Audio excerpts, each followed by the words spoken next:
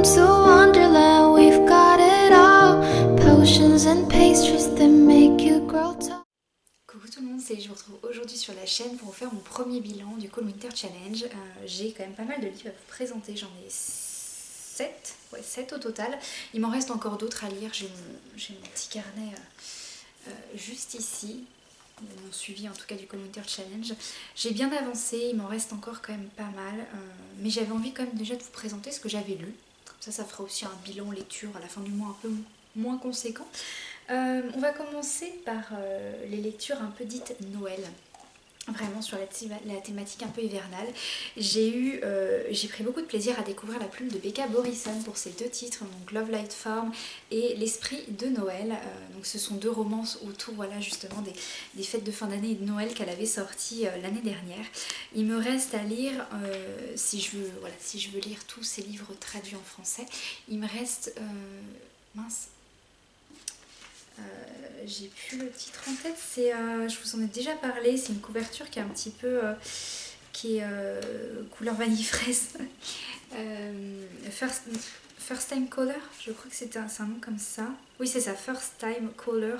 C'est un côté un peu comment dire, un peu Nuit Blanche à Seattle mais inversé, où en fait je vous en parlerai dans une vidéo, je vais pas relancer là-dedans, mais en tout cas c'est un autre de ces titres qui me plaît bien, et vu sa plume je pense que je vais me lancer. Alors pour ces deux titres, j'ai commencé par L'Esprit de Noël, qui était une romance un peu magique, un peu fantasy. On est aux États-Unis, on va suivre une jeune femme qui se prépare aux fêtes de fin d'année, donc elle a décoré toute sa maison, elle est à fond vraiment Noël, avec les comédies romantiques, les pyjamas, avec les imprimés Noël, vraiment très kitsch, très cosy aussi. Et un soir, en regardant la télévision, il y a un inconnu qui sort de derrière son sapin, qui apparaît comme ça, elle sait pas trop d'où il sort, et il lui explique qu'il vient, c'est son fantôme des Noëls passé, et il est là pour la hanter jusqu'à ce qu'elle corrige ce qu'elle a fait et qu'elle passe au fantôme suivant. Et on apprend du coup qu'il y a toute une hiérarchie, toute une organisation liée un peu à ces créatures fantastiques. Vous avez des catégories vraiment précises. Elle a plutôt bien imaginé pour le coup le truc, on a un côté presque Men in Black mais version surnaturelle, et c'est que des êtres surnaturels qui sont dans cette organisation. Ce fantôme des Noëls passés, ce qui est très intéressant, c'est qu'il a eu aussi une vie en tant qu'humain, ça fait très longtemps qu'il est décédé, mais on a des petits côtés de son quotidien, ses préférences aussi, ses goûts en matière de livres ou autres.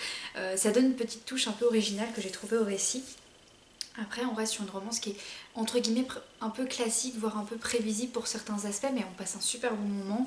Il y a une belle alchimie aussi entre les deux personnages, et il y a ce côté de fête de Noël qui est très présent, ces moments un peu dits clichés des comédies romantiques, mais qui passent très bien et qui font pas non plus trop clichés, faut quand même le dire, je parle de clichés mais c'est pas non plus trop présent. Les deux personnages sont hyper attachants, ils ont chacun des choses qu'ils ont encore à régler, des choses à corriger, puis à aller de l'avant, à accepter aussi, et au niveau de leur psychologie c'était super bien mené. La romance elle est bien construite, elle prend pas non plus trop part en fait dans l'histoire, parce que au début l'idée c'est quand même que donc Nolan, qui est notre fantôme, aide, je sais plus comment elle s'appelle, Harriet pardon, il va aider Harriet en fait à essayer de régler son problème, mais en fait il se aperçoit très vite qu'elle n'en a pas, et il déambule dans sa mémoire, dans ses souvenirs, et ils vont très vite s'apercevoir que il est là pour une autre raison en fait, et franchement c'est très chouette, je vous le conseille. Franchement, si vous l'avez loupé là pour l'année dernière, allez-y, parce que vous allez passer un bon moment.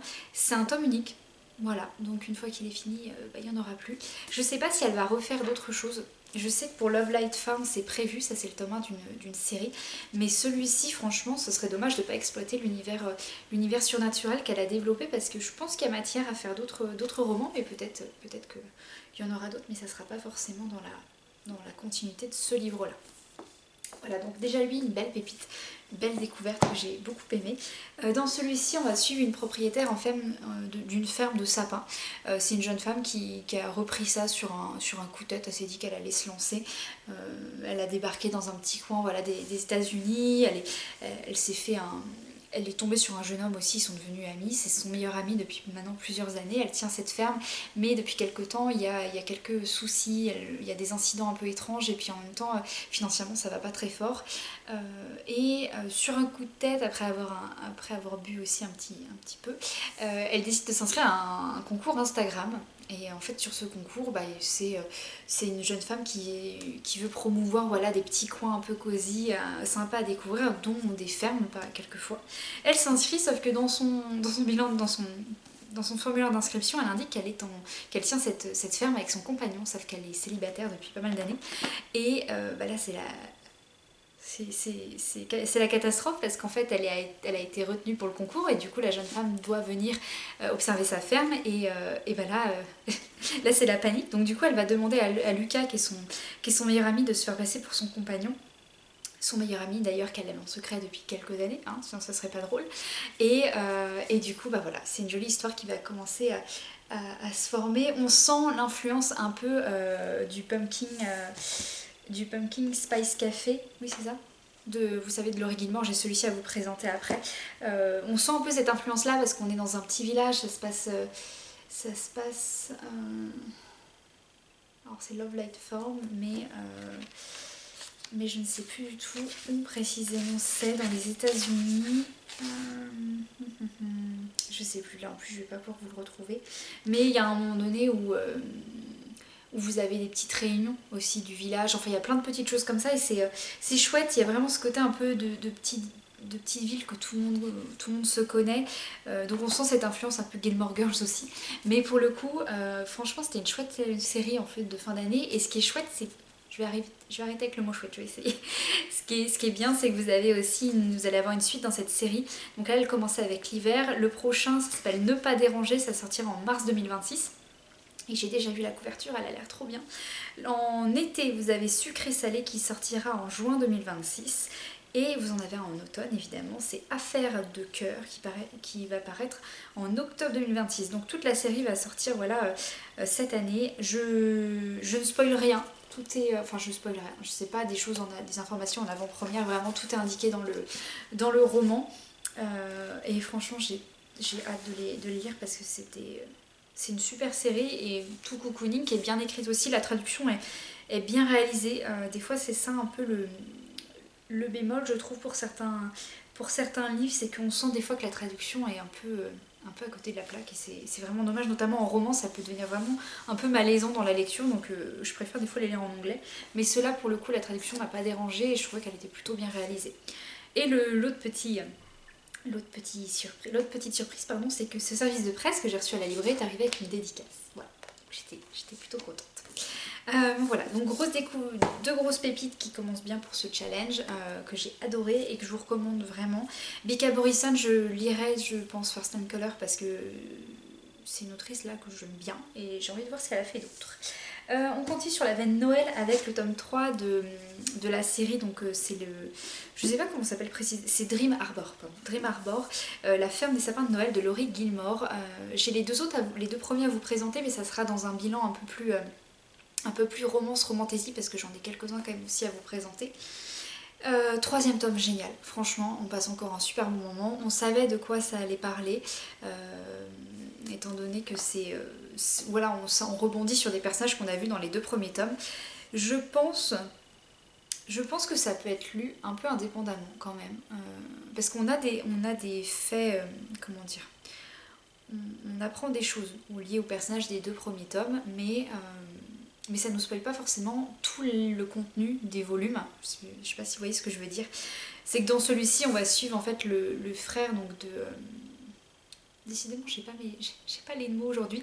On va suivre le frère de notre héroïne du tome 1, Kenneth, en fait, qui va débarquer pour les fêtes... Bennett qui débarque pour les fêtes à Dream Arbor. Et en fait, il va se retrouver... mêlé aux histoires du village, à essayer d'aider Kira North qui a repris une ferme de sapins de Noël, donc là on est un peu dans la même thématique, et ils vont tomber amoureux. Voilà, c'est leur histoire d'amour, mais il va y avoir des petites complications évidemment, sinon c'est pas drôle, et on a vraiment ce côté cosy à fond, hyper gourmand aussi, très chaleureux. On passe un bon moment. Le seul petit bémol je trouve pour l'instant des 3 volumes là que j'ai lus de cette série, c'est que vous avez en début de roman, vous avez ça. Et j'ai beau scanner le tome 1, le tome 2 et le tome 3, je tombe toujours sur les chapitres inédits du tome 1. En fait, il n'y a rien qui a été fait pour les premiers volumes, pour les autres volumes, donc du coup je trouve ça un peu dommage que ça n'a pas été mis à jour depuis, parce qu'ils nous mettent nos QR codes à chaque fois et le seul contenu exclusif qu'on a c'est pour le tome 1. Donc c'est un peu, voilà, c'est un peu dommage parce qu'on s'attend peut-être que pour chaque volume il y ait un contenu exclusif. Et c'est pas le cas. Mais sinon, franchement, j'ai bien aimé. Pour les 3 romances que je viens de vous présenter, je trouve qu'aussi l'image de la femme, elle est très belle. Pour le coup, on a vraiment ce côté émotion un peu quand on est à côté de la plaque, vous voyez, qu'on essaye de tout bien faire et en fait tout nous retombe dessus un petit peu. On est un peu dépassé par les événements, on n'arrive pas à avancer. Et j'ai trouvé qu'au niveau des émotions, c'était très bien présenté pour le coup, sans pour autant que le personnage masculin soit là pour résoudre tous les problèmes. Il y a quand même cette figure d'une femme forte qui essaie de se débrouiller toute seule, qui est quand même mise en avant. Et franchement, ouais, hyper sympa. Et puis pas mal de thématiques aussi qui sont chouettes autour de Noël, mais aussi autour des relations voilà, de couple. Et franchement, je vous le recommande. Laurie Gilmore, pour l'instant, les 3 sont été super. J'ai hâte que le tome 4 sorte. Je crois qu'il sort en février ou en mars. Et ça va être trop chouette aussi. J'avais dit que j'arrêtais, mais bon. On continue sur la veine romance, avec là pour le coup une dark romance de Noël. J'ai vraiment hésité à y aller avec la version française, mais voilà, ça l'a fait quand même. Il s'agit de Winter Stalker de Alta Hensley aux éditions, c'est toujours les éditions, pardon, Hachette, H, comment on prononce Est-ce que ça va être noté? Il me semble que c'est, de toute façon c'est Hachette, c'est HarperCollins, n'importe quoi. Les 2 premiers c'était, hop, je vous ai pas montré les maisons d'édition. Donc ça c'est les éditions Verso. Et tous les autres, ça c'est l'édition HarperCollins. Voilà. HarperCollins, et là, pareil pour celle-ci. Winter Stalker, on est sur l'histoire d'une jeune influenceuse, notamment liée, voilà, un contenu lié aux bijoux, qui est chez elle, qui fait son contenu, tout ça. Et au fur et à mesure, on va avoir la description d'un homme qui la regarde à sa fenêtre. On ne sait pas très bien qui il est. Au fur et à mesure, voilà, on va apprendre un petit peu plus sur son identité. Il s'agit d'un pompier qui a sauvé cette jeune femme il y a quelques années et qui n'arrive pas à la sortir de sa tête, qui fait que de l'observer à sa fenêtre, à regarder un petit peu tout ce qu'elle fait. Il connaît son emploi du temps. C'est un stalker. On est vraiment sur cette figure-là. Mais ce que j'ai bien aimé, c'est que dès les premiers instants, il regrette énormément de ce qu'il est en train de faire. Il sait que c'est pas bien, il sait que c'est un peu malsain, mais il peut pas s'en empêcher. Mais il y a vraiment ce côté où à chaque fois il se dit qu'il va arrêter, en fait, qu'il va arrêter de l'observer, qu'il va arrêter de la protéger. Et il se rend compte en fait que c'est mal. C'est ça que j'ai bien aimé déjà, c'est qu'il se rend compte que ça c'est mal de harceler les gens. Et à un moment donné il en a marre, en fait c'est un Noël où il se dit je veux la rencontrer, je veux qu'on commence à discuter entre nous, mais il va être vite repris par malheureusement comment dire, ce qu'il a fait avant, parce qu'il peut pas se présenter comme étant une nouvelle personne et sans savoir autant sur elle. Et évidemment Chloé va vite s'apercevoir de la supercherie et c'est une jolie relation qui se construit et en même temps on a plein de liberté dans le sens où c'est un livre qui est très cru, vraiment. Là c'est public averti, d'ailleurs les trois premiers que je vous ai présentés ça reste des romances adultes, on est quand même sur des choses qui avec des scènes explicites, mais après ça peut passer pour un public jeune adulte, mais à partir quand même de 16 ans quand même. Il y en a un ou deux, je pense notamment au Becca Brisson, c'est pas non plus extrêmement cru, mais on a quand même pas mal de descriptions au niveau des scènes explicites, donc c'est pas forcément c'est pas du tout même pour les jeunes ados. Winter Stalker c'est le cas aussi, on est sur une dark romance, on est quand même sur des moments qui sont assez osés. D'ailleurs au niveau ils ont mis un petit... Est-ce qu'ils l'ont mis pour les autres? Oui. En fait vous avez ça qui est juste derrière, je sais pas si vous allez bien voir, peut-être mieux sur celui-ci, vous avez des petites flammes. Et donc celui-ci, on est sur la flamme la plus forte.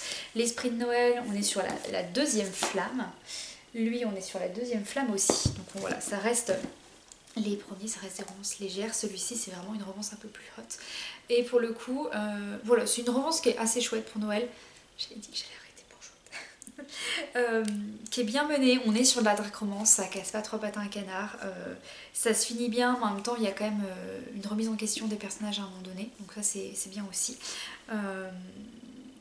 Après aussi au niveau de la figure de la femme, j'étais pas forcément d'accord avec tout ce qu'il présentait, mais aussi parce qu'il y a des thématiques qui me parlaient pas plus que ça, notamment sur un ou deux fantasmes en fait du personnage féminin et du personnage masculin. Je suis pas du tout rentrée dans ce cadre-là et du coup ça m'a un peu voilà, j'ai mis la lecture de côté, je l'ai pas lu d'une traite pour le coup et voilà, je suis revenue dedans un peu plus doucement que d'habitude, mais voilà, pour Noël, si vous cherchez une dark romance un peu enfin, bien menée, bien écrite, et en même temps ce côté bonne alchimie entre les deux personnages, sans pour que ce soit ultra malsain pour autant, parce qu'on est quand même sur une dark romance plus du stalker.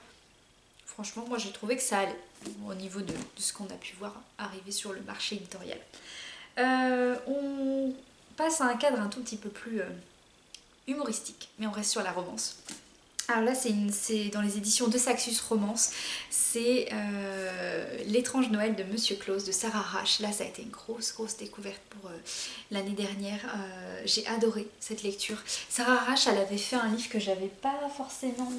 pour lequel j'avais pas bien accroché, c'était The Night of the Witch. Elle l'avait fait en duo avec Bess Revis aux éditions Nathan.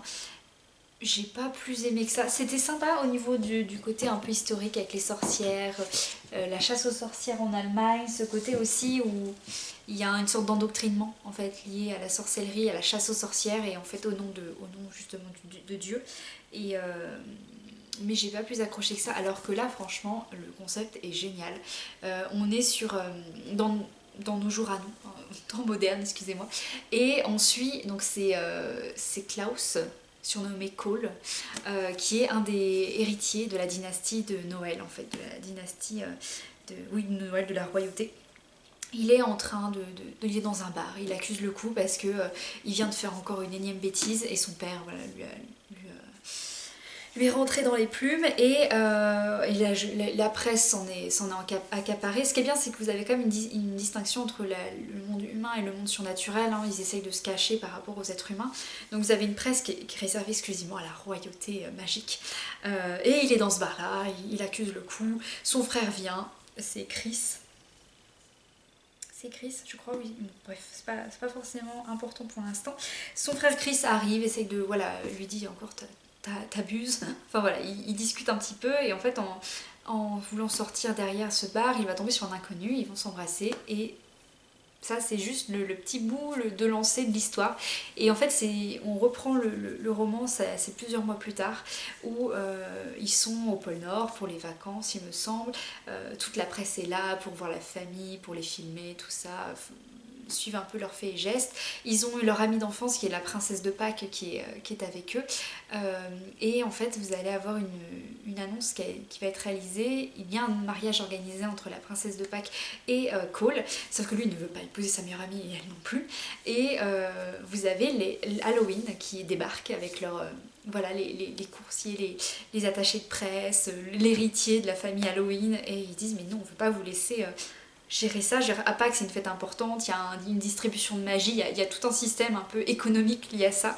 Et ils disent mais nous on veut prendre part aussi à ce mariage, il faut que notre fille soit un des prétendants.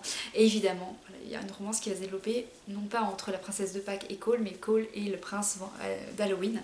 Et j'ai bien aimé ce côté déjà romance homosexuelle qui est très bien menée, qui est pour le coup qui est saine. Genre, des fois, souvent, vous avez des choses un peu toxiques liées à la romance homosexuelle, pas tout le temps, mais je trouve que des fois, ce type de romance évolue dans un univers assez violent, et ce qui est dommage.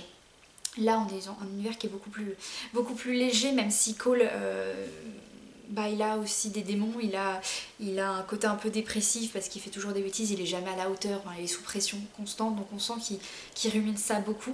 Mais sinon ça reste assez léger, ils passent un bon moment, ils apprennent à se connaître et on est sur ce côté magique surtout qui est lié aux fêtes. Il y a un côté presque un peu étrange Noël de Monsieur Jack et franchement c'est génial, j'ai adoré le concept.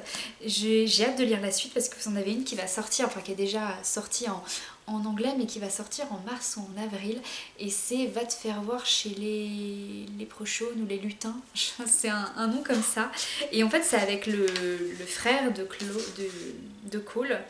Est-ce que je l'ai là? Non, je l'ai pas là. C'est avec le frère de Cole, donc il me semble que c'est Chris.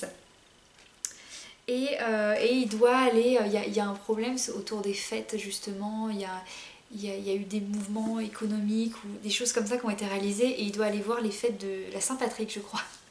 Les fêtes irlandaises et tout, et du coup il se débarque là-dedans, puis il y a une romance homosexuelle de nouveau. Mais voilà, je trouve franchement le concept est assez, assez innovant, je veux dire, ça rafraîchit un peu le genre et j'adore. J'ai vraiment hâte de voir ce qu'elle va faire d'autre parce que voilà, ça c'était une jolie pépite. Ensuite, on oublie le côté Noël, ça y est, je n'en ai plus, j'ai plus d'hiver et de Noël à vous présenter pour ce bilan lecture. Les deux autres sont un peu plus récents, on va faire une pause sur la romance pour vous présenter De ma famille de Marlène Schiarine, qui est une de mes dernières lectures que j'ai beaucoup aimée. Marlène Schiarine, donc je l'avais découvert avec Léonie, avec aussi La protégée ou Ma protégée. Il m'en reste deux ou trois autres à lire d'elle qui sont sortis bien avant ça et qui l'ont fait connaître d'ailleurs. De ma famille, on tombe sur comment dire, je vais y arriver, un homme qui vient d'être papa, il a un bébé de 5 mois et en fait il s'aperçoit un jour que sa compagne a disparu. Il la cherche partout, il fait venir la police, il sait pas trop ce qui s'est passé, il sait pas où elle est, en plus il y a ses affaires, il y a tout, il y a la voiture, il y a ses affaires, il y a son téléphone, c'est comme si elle avait disparu du jour au lendemain, il sait pas très bien ce qui s'est passé et comme la police au début d'ailleurs le soupçonne, ils arrivent, d'ailleurs c'était assez révoltant de lire ça avec son point de vue, genre, il les appelle, il est en détresse et la première action de la police c'est de savoir si le bébé va bien, s'il l'a pas frappé, si... Enfin... je trouve ça, enfin, ça a été, pour moi ça m'a mis en colère pour le coup au début de l'histoire parce que cet homme il a perdu la femme de sa vie, il est en panique, en plus il a un nourrisson à gérer, il veut de l'aide, il veut du soutien et la première action de la police c'est de l'accuser lui. Quand ils arrivent, ils débarquent, ils le mettent à part, voilà, il me semble pas qu'ils l'attachent mais voilà, ils le mettent à part, ils veulent d'abord vérifier que le bébé va bien, qu'il l'a pas frappé et tout. Mais donc, enfin voilà, alors je peux comprendre oui que c'est bien d'avoir ces réactions là mais si c'est pas le cas, je veux dire, c'est horrible pour la personne qui les appelle, qui veut de l'aide, parce qu'elle est tout de suite prise en grippe, enfin bref. Et comme voilà, ses débuts avec la police n'ont pas très bien fonctionné, il décide de mener l'enquête lui-même et il va creuser un petit peu du côté de la famille de Claire, il va essayer de recontacter ses parents avec qui elle n'avait plus aucun lien, il découvre aussi des petits éléments et au fur et à mesure voilà, il va apprendre des choses jusqu'au jour où une femme débarque chez lui. Elle ressemble étrangement à Claire, il sait pas d'où elle vient, il sait pas qui elle est, comment elle a pu débarquer comme ça par magie chez lui et elle va lui commencer à lui parler de son adolescence avec Claire. Elle se fait appeler Mathilde et du coup ils vont discuter ensemble et à un moment donné dans son récit, on est rendu après aux 3/4 du livre, elle va lui dire mais en fait t'as toujours pas compris en fait c'est la vérité. Et voilà. Et ça c'est. Après il y a un gros twist, après on enchaîne les grosses vérités et tout, puis voilà, c'est après le côté policier. Je vais pas en dire plus parce que je veux pas vous spoiler la fin non plus, mais franchement. Là pour moi c'est le meilleur que j'ai lu d'elle. On s'est bien écrit, c'est pas prévisible du tout, on sait pas où elle veut nous emmener, donc vraiment elle nous balade et tout ça. Il y a un côté policier mais on sort du cadre classique avec un crime, une enquête, voilà, ce côté cadre enquêteur là c'est vraiment plus une disparition et comment ça va se dérouler. Ce que j'adore vraiment chez Marlène Schiarine c'est ses personnages à chaque fois, la première impression est jamais la bonne, à chaque fois on en apprend plus et elle les développe super bien. Non franchement très très bon roman policier, ça fait un moment que j'en avais pas lu et là j'étais ravie, donc allez-y parce qu'en plus on rentre tout de suite dedans, il est assez facile à lire même si psychologiquement bah, il est construit d'une certaine façon mais si vous connaissez pas cet auteur vraiment foncez les yeux fermés parce que trop bien. Et le petit dernier qui a été le gros dernier qui a été un beau coup de cœur, il s'agit de The Irresistible Urge to Fall for Your Enemy de Brigitte Naillet aux éditions Calix. Franchement, j'avais envie de dire trop chouette, mais je vais arrêter. Je l'ai vu passer, enfin je l'ai reçu en service de presse déjà de la part des éditions Calix, donc merci beaucoup. C'était un livre que j'attendais avec impatience parce qu'il y avait ce côté Enemy to Lovers qui était bien mené, mais en même temps cette idée d'univers autour des assassins, des guérisseurs, un côté très fantasy mais ancienne et chaleureuse, je sais pas si vous voyez un peu ce que je veux dire. Et du coup j'ai attendu un petit peu avant de le lire, j'ai vu une chroniqueuse partagé son avis sur les réseaux sociaux, je ne sais plus du tout comment elle s'appelle, et je lui ai posé quelques questions. Et en fait, elle disait c'est un livre qui est génial, par contre, attention, il y a un humour un peu graveleux, il y a pas mal de choses qui tournent entre guillemets autour du cul, que ce soit des mentions de lieux ou autres. Donc attention, voilà, à quel public le conseiller et tout ça, mais par contre, c'était génial. Du coup, je me dis, bah allez, j'y vais. Et en effet, oui, on arrive dans un monde un peu fantasy qui m'a fait penser par moments à, comment dire, légèrement au Seigneur des Anneaux, mais plus dans le style où vous avez des différents clans, où vous avez ces clans-là vont avoir des pouvoirs magiques, vous avez des appellations pour ces pouvoirs, il y a vraiment tout un système assez complexe, mais en même temps très facile à comprendre. On commence, vous avez voilà, des petits... un petit glossaire. Le premier mot qu'on apprend, c'est déophole. Déophole, ce sont des créatures qui se présentent en fait aux yeux de leur je sais pas comment dire, de leur maître entre guillemets. Ils prennent une forme spécifique et en fait ils peuvent se lier à eux et ça devient leur familier. Donc vous voyez, vous avez un système un peu comme ça, mais il y a aussi différents clans. Vous avez un clan qui est réputé pour être hyper barbare, très agressif, le clan des assassins, il y a un clan des guérisseurs, vous avez d'autres clans différents. Et on commence l'histoire avec le clan justement, le côté assassin, où l'un des chefs, je sais pas comment expliquer, l'une des fines lames en fait est atteint en fait d'un trouble qui grignote ses pouvoirs magiques, en tout cas c'est son système de circulation où il y a son pouvoir magique, c'est en train de le grignoter et si ça continue il va perdre sa magie. Sauf que dans son clan, si tu perds ta magie, tu sers plus à rien, donc il faut te tuer. Et il a consulté des spécialistes, mais en même temps il veut pas trop ébruiter l'affaire parce que si sa hiérarchie entend parler de sa faiblesse, bah, va vouloir y mettre un terme. Donc il essaye de se renseigner qui c'est qui peut le soigner et on lui conseille justement une jeune femme du clan des guérisseurs qui est réputée voilà, pour déjà être hyper efficace et puis surtout d'être assez innovante dans sa manière de voir la médecine de manière générale. Donc il décide d'aller la voir, ils disent bah, vous allez me soigner, point final. Et bon, au début c'est un peu compliqué parce qu'elle peut pas le voir, elle peut pas du tout l'apprécier et lui non plus, surtout que leurs deux clans, bah, l'un c'est la vie, l'autre c'est la mort, donc il y a des histoires et tout, il y a un passif assez énorme et ça c'est le premier point dans l'histoire. En même temps, en parallèle, on parle de la variole de Pâte, je crois que c'est ça. La variole de Platte, pardon, la variole de Platte, qui est une maladie qui ravage en fait pas mal de populations de ce monde-là, et les guérisseurs sont justement en train d'enquêter sur cette maladie. Donc d'un côté on a ça, et puis on a nos deux protagonistes là qui vont commencer à enquêter ensemble parce que elle enquête pour la variole, mais il faut aussi qu'elle enquête pour la maladie du gars. Et du coup on se retrouve un petit peu dans cette aventure, une sorte un peu de quête, de mission, mais liée du coup à lui, surtout à essayer de le faire guérir et en parallèle à voir un peu ce qui se passe dans le monde, parce qu'il va y avoir d'autres complications évidemment, parce que sinon c'est pas drôle. On s'intéresse beaucoup aussi à la construction de ce monde, à la construction de la magie, l'idée qu'ils se font de cette magie-là. Et puis en fait, ils font que de se lancer des pics en continu, des pics qui sont avec un humour plus ou moins graveleux et assez sec. Vous avez aussi des noms à coucher dehors de la part des établissements, je veux dire... les chapitres sont vraiment très drôles pour le coup, parce qu'à chaque fois il y a des noms... c'est...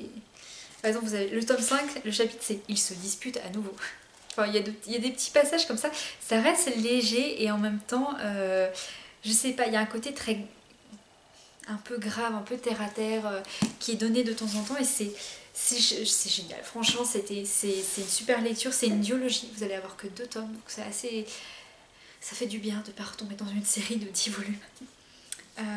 Non, franchement, si vous cherchez une nouvelle série à commencer, voilà, de fantasy, parce que le tome 2 a été traduit, je crois, non, n'a pas été traduit, mais est sorti en anglais, il me semble. Je peux vous dire des bêtises, remarque. Faudrait que je me renseigne. Mais voilà, le tome 2 devrait pas tarder. Si c'est pas cette année, ça sera l'année prochaine. Et ça démarre très très bien pour le coup, il y a des bons retours. Si vous cherchez en plus une sorte de romance un peu cosy, parce qu'il y a quand même de la romance, on est sur un Enemy to Lovers, ça arrive doucement, c'est pas le sujet principal du récit, c'est ça qui est bien encore une fois, c'est que on s'intéresse vraiment au monde, aux énigmes, à l'alchimie qu'il y a entre ces deux personnages, mais surtout à l'intrigue voilà, de cet univers, aux complications qu'il peut rencontrer. Et après vous avez cette romance qui se développe petit à petit, les émotions de nos personnages qui vont changer, parce qu'il y a vraiment ce côté de la haine à l'amour en fait. Et c'est... Non, franchement, c'est une bonne romance enemy to lovers, parce que vous en avez d'autres des enemy to lovers, mais c'est pas forcément bien mené et c'est pas malsain aussi, c'est pas toxique, parce que des fois quand on parle de enemy to lover, on s'intéresse vraiment au point de vue ennemi à 100%, puis après ça découle sur une romance. Là c'est pas le cas, il y a vraiment cette ambiguïté dès le début. On sait qu'ils s'aiment pas, on sait qu'ils font que voilà, ça se dit côté, mais c'est pas non plus violent, énormément violent quoi. Donc voilà. Pour ce point lecture, ça fait longtemps que j'ai pas fait de point lecture, donc c'est peut-être un peu bancal, mais bon, j'étais plutôt contente de moi là-dessus. Donc c'est tout pour ce premier bilan. Franchement, tous les livres que je vous ai présentés là, c'est soit des pépites, soit des coups de cœur, des jolies découvertes. J'étais vraiment très contente de ma sélection pour cette année parce que d'habitude il y a des hauts et des bas. Là pour le coup, là, tous les ceux que je viens de lire, ils sont trop bien. Donc vraiment foncez, je vais vous les remettre en description évidemment. Vous allez retrouver les chroniques un peu plus développées pour chacun sur la chaîne, sur Instagram et sur le blog. Petit à petit je vais vous faire mes chroniques un peu plus développées pour chaque livre parce que du coup ça vous fait une vidéo quand même un peu plus longue pour les bilans lecture, mais bon, voilà, j'avais envie de faire ça comme ça. N'hésitez pas à me dire aussi vos découvertes, vos pépites de ce challenge, même s'il n'est pas encore terminé, on a jusqu'au 1er février pour le finir. Moi il me reste encore pas mal à lire, normalement ça devrait aller. Mais voilà, en tout cas c'est vraiment un super challenge. Si vous ne le connaissez pas, ça vous permet déjà de vider un peu votre pile à lire, et puis surtout de lire des livres dans une ambiance vraiment hivernale, cosy, chaleureux, Noël aussi, un peu magie. Voilà, c'est un moment qui est sympa à passer. En plus vous avez... je sais plus du tout comment elle s'appelle, mais la chroniqueuse qui a repris ce challenge, elle a une chaîne YouTube, oui. Je sais plus si elle a fait un Discord ou elle a fait un endroit où on peut discuter. Je sais que pour le Pumpkin Autumn Challenge c'est le cas. Mais ce challenge là, vous pouvez retrouver plein de lecteurs en fait en ligne qui le font. Donc c'est un moyen aussi de partager ce moment avec d'autres lecteurs et de partager des idées de lecture, des avis. Voilà, donc si vous ne le connaissez pas, n'hésitez pas à suivre un petit peu, à être tenu au courant de ce challenge parce qu'il est là tous les ans.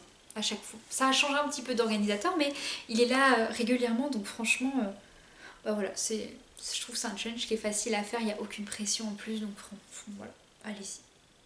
Allez-y les yeux fermés. Donc c'est tout pour cette vidéo, j'espère qu'elle vous aura plu, et en attendant la prochaine, je vous dis à bientôt, et je vous souhaite une très bonne lecture.